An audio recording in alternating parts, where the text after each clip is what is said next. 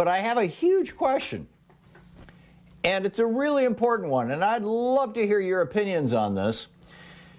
Why is Mitch McConnell a master politician, this guy? He's been, he's the most powerful Republican in the United States Senate. The United States Senate, arguably the most powerful institution, the most powerful, the most meaningful center of power in the United States government, outside of the White House.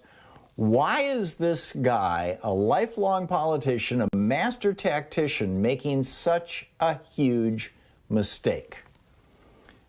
And let me lay this out for you. I've got a theory. I've got actually two possibilities, maybe three. And it's going to take me a little bit to get through this, but follow along, because I think there's a whole lot of stuff that hangs on this. Why is it that Mitch McConnell has come right out and said, just like he did with the American Recovery Plan, the COVID relief plan, he said, you're not going to have any Republican votes. And so what did Biden and the Democrats do? They put all kinds of cool stuff in there that they, probably wouldn't have put in if they had to compromise to get Republican votes, like, for example, like Barack Obama had to do back in 2009. He cut his bill in half because the Republicans were yelling and squealing and things. And then they never gave him a single vote. Well, this time, in advance, Mitch McConnell said, you're not going to get any of my votes. And so the Democrats said, okay, well, why are we even bothering talking to you? Well, McConnell did it again. 2 days ago, he said, you're not going to have a single vote for this infrastructure plan or for your family plan.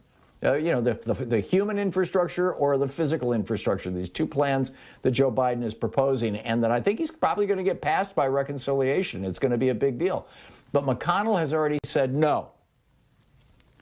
Now, why would he do that? Why would he give away any bargaining leverage that the Republican Party might have, where they could mess with Biden the same way that they did with both Clinton and Obama, successfully?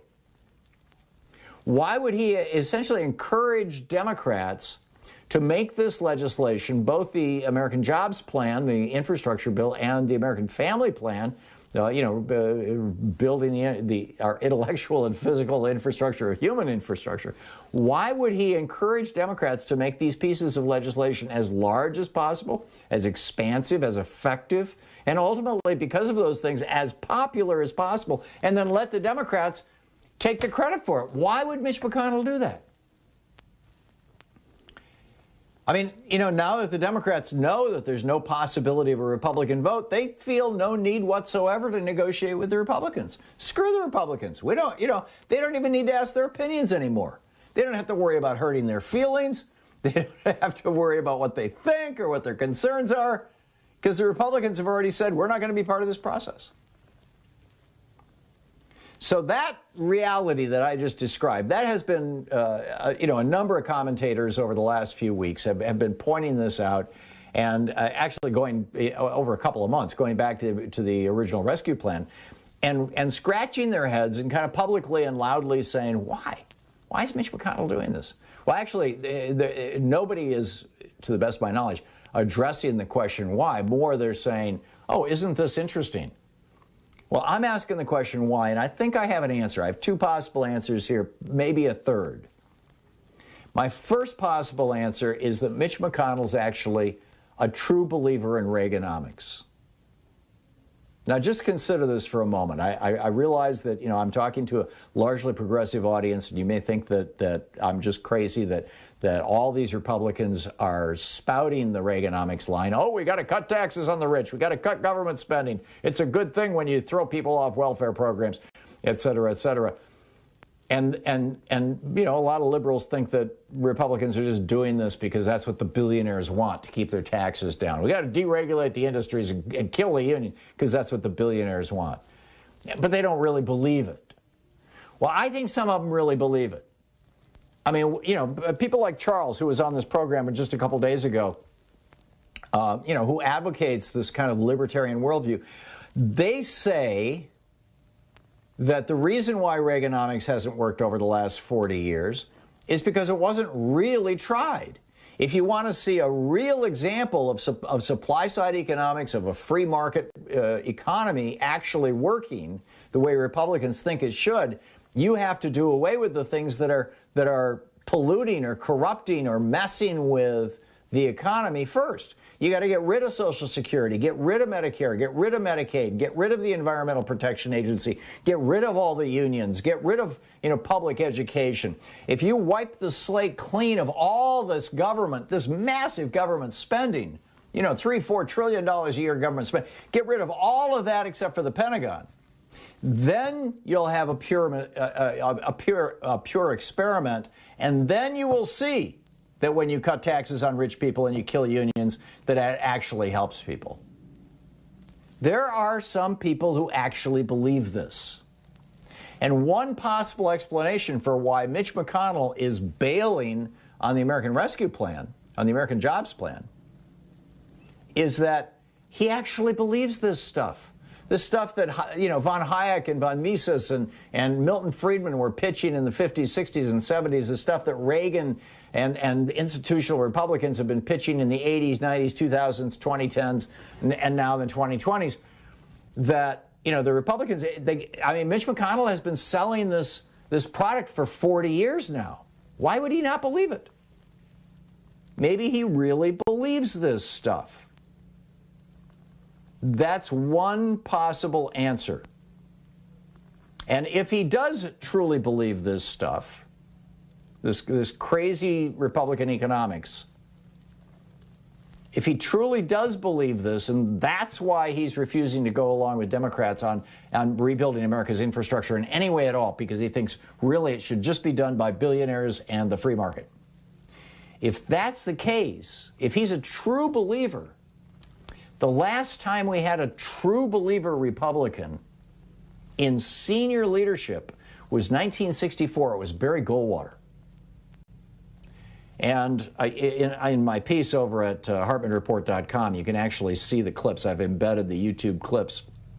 I can't right now play them on the air. I'll be able to in a couple of weeks when I get back in the studio. But the first is of Nelson Rockefeller saying to his party, literally, he's speaking of Barry Goldwater and the people who follow him, the true believers. He said, "These extremists feed off hate, fear, hate, and terror. They encourage disunity within the Republican Party."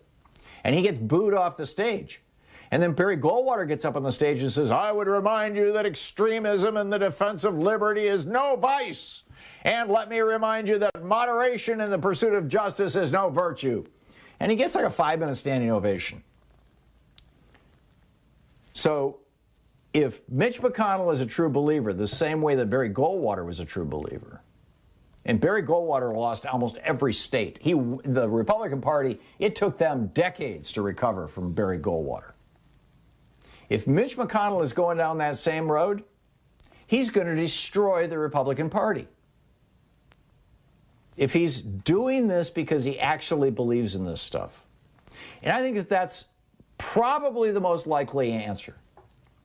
There are two other possible answers for why Mitch McConnell is doing this. The first has to do with Donald Trump. Oh, really, they both have to do with Donald Trump. The first is kind of a pro-Trump, and the second is kind of an anti-Trump theory that explain the why. As I said, everybody, all these commentators, last night Rachel Maddow on her show, for example, talking about it again. Look at this. Isn't this wonderful? The Democrats don't have to negotiate. McConnell's showing us his hand in advance. But nobody's asking why. My first argument is that Mitch McConnell is absenting himself from these negotiations, and thus the entire Republican Party in the Senate anyway, because they actually believe the BS they've been selling for 40 years. Now, we just had a caller from Washington, D.C., who was suggesting maybe it's just that the entire Republican Party, watching Trump lie through his teeth an average of 15 times a day for 5 years, has just decided, hey, lies are the way to go. And we will take credit for this when it succeeds, even though we have nothing to do with making it happen. And Kevin McCarthy's already established that as a precedent, claiming credit for the American Rescue Plan, the COVID rescue plan, just a day or two ago, that he had said would cause us to become Venezuela and would turn America into a socialist nation and destroy us. So that's a possibility. It's a possibility that he's just decided, let's just go in on the lies. Let's just all become Trumpers. There are two other possibilities that I lay out in my piece and that I think are, really important to note. Number one is that Trump is still president in the minds of many of these Republicans. I mean, he's supposed to be out of power. He shouldn't have that much influence. He's no longer the leader of the party, but they're making trips to the throne at Mar-a-Lago to worship at the feet of the Trump death cult. Trump is the one who's called for throwing out Liz Cheney. That was a few weeks ago when Kevin McCarthy went down to Mar-a-Lago to kiss Trump's butt. And now Trump said, why is Liz Cheney still in there? And so, boom, she's getting thrown out. Trump is deciding who's going to be in the primaries and who's going to win with his endorsement. He's not put together a presidential library. He's collecting money, but the money is going into his super PAC that he can just convert into his own cash. He's raising money, in other words, as if he was still president, not as if he's an ex-president.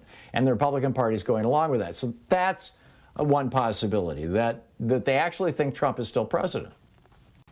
Another possibility is that Mitch McConnell is so disgusted by Trump. Remember, Mitch McConnell called Trump out for the January 6th insurrection. Now, he has walked that back publicly. But he knows. And his wife, Elaine Chao, who is the transportation secretary and probably the most corrupt one we've ever had in the history of the United States, passing millions and hundreds of millions of dollars to her family and her friends. But nonetheless, he and Elaine Chao know that Trump is a liar and a fascist. So maybe Mitch McConnell is trying to purge the Republican Party of Trump. Now, how do you do that if you try to overtly do that, like Liz Cheney and Mitt Romney are trying to do right now, you get basically purged from the party. So how do you do that if you're Mitch McConnell? You let the Democrats succeed. You let the Republicans fail terribly. Keep in mind, Mitch has another 6 years to go. He just got reelected. And you let that happen. You let the Republican Party basically fall and fail.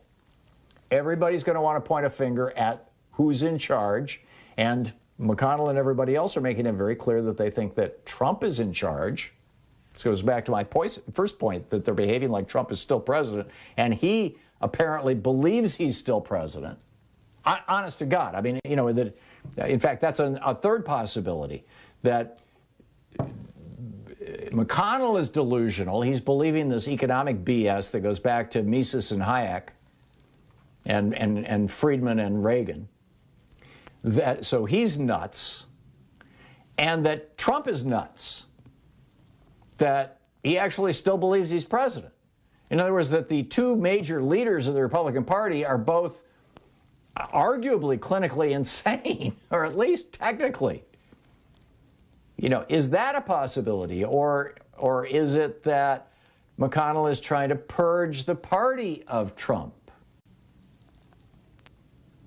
Because if the party just disastrously fails in the 2022 elections, that might be enough to push Trump out so that he's not the 2024 nominee, so that McConnell can get somebody that he actually likes and thinks can win in there, somebody like Rick Scott, Josh Hawley, pick your poison, right? Tom Cotton. There's a small collection of right-wing, hardcore right-wing fascists. Kristi Noem. I mean, who knows, right? That McConnell would like to see running for president instead of Trump, and maybe this is the way of. McConnell's famous for playing the long game. Maybe he's trying to have the Republican Party just essentially collapse in 2022 so that they can get Trump out of the way, get Trump out of the conversation, and revive the party for 2024. So those are the theories. I mean, as I said, nobody is answering the question why. Why would Mitch McConnell lay his poker cards? Why would he lay his hand on the table and say, here's my hand? Why would he do that in advance?